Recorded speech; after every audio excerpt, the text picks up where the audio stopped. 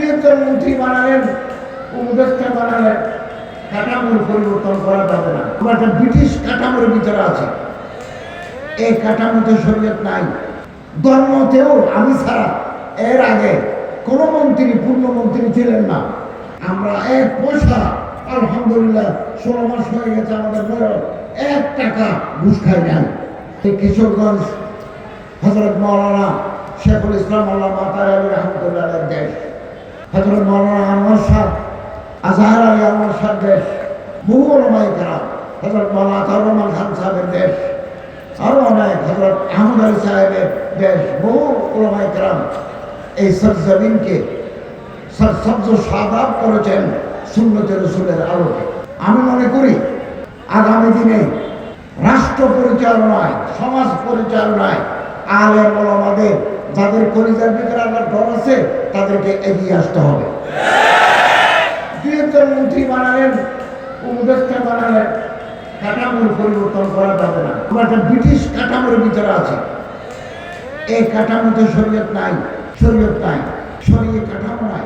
আমাদের যে পারিবারিক আইন 1961 ইংরেজি, এই পারিবারিক আইনের বহু দ্বারা পবিত্র কোরআন এবং হাদিসের সাথে সংঘর্ষে বহু আইন, এগুলো যদি বদলাতে চান তাহলে যারা আইন বানায়, আইনসভা, লেজিসলেটিভ, সরকারের তিনটা অঙ্গ যে রাষ্ট্র চলে, আইনসভা, লেজিসলেশন, প্রশাসন, এই যে ডিসি, ইউএনও, ম্যাজিস্ট্রেট, এটা প্রশাসন, সচিবালয়, মন্ত্রী, 3 বিচার বিভাগ, জুডিশিয়ারি, এই 3টা বিভাগের লোক লাগবে।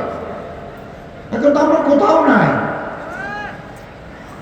আপনাকে বিচারক হতে হবে, বাকিগুলো মসজিদ, মাদ্রাসা, মুফতি, মুহাদ্দিস, মুতাকাল্লিম, মুনাজির থাকবেন, কিছু মানুষ বিচারক হবে। আপনার রায় সমাজে ইতিবাচক পরিবর্তন আনবে।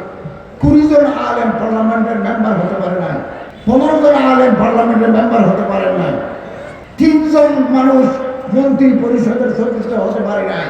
তাও ধর্ম, যেহেতু আমরা মৌলবী, আমরা মাদ্রাসার ছাত্র, এই জন্য আমাদেরকে ধর্ম দেয়, আমাদের চলায় ফেরায়, আমাদের কথা কথায় আমাদেরকে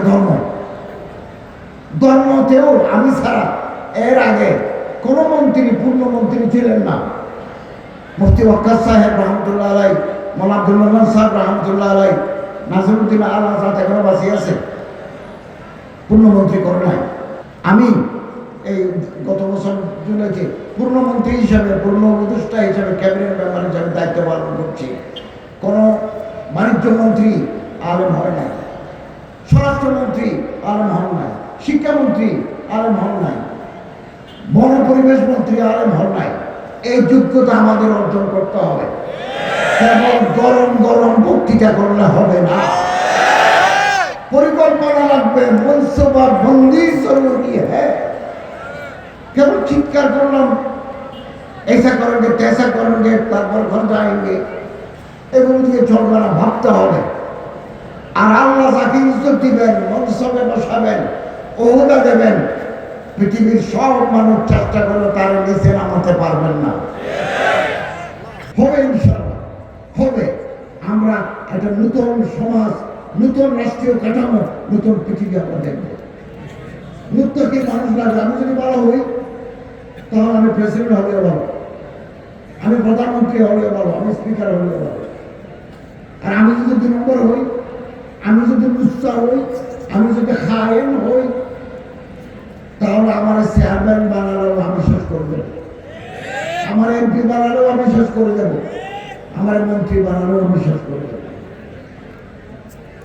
আপনারা জানেন আমার মন্ত্রণালয়ে আমি গত বছর 8.5 কোটি টাকা হাজিদের ফেরত দিয়েছি। 2, 38 কোটি টাকা এজেন্সিকে ফেরত দিয়েছে। এজেন্সির টাকা সৌদি আরবের ফান্ডে জমা ছিল, হঠাৎ কোটি টাকা এখান থেকে কাটি রাখি, কিছু সারপ্লাস থাকে, উদ্বৃত্ত থাকে, এগুলো আমি মন্ত্রী মহোদয়কে বলে ফেরত এনে বিতরণ করে দিয়েছে। এক এজেন্সি পাইছে কমপক্ষে 2 টাকা, অধিক পক্ষে 40 লাখ টাকা। এবার আমি চুক্তি করতে গেছি, হাজিরা যে ঘরে থাকবেন মক্কা মদিনা এই বাড়ি ভাড়া আমরা সরাসরি মালিকের সাথে কথা বলেছি, মাঝখানে কোনো দালাল নাই, মিডিয়াম্যান নাই, মধ্যসত্ত্বভোগী নাই, অনেক টাকা আমরা কমে ফেলছি।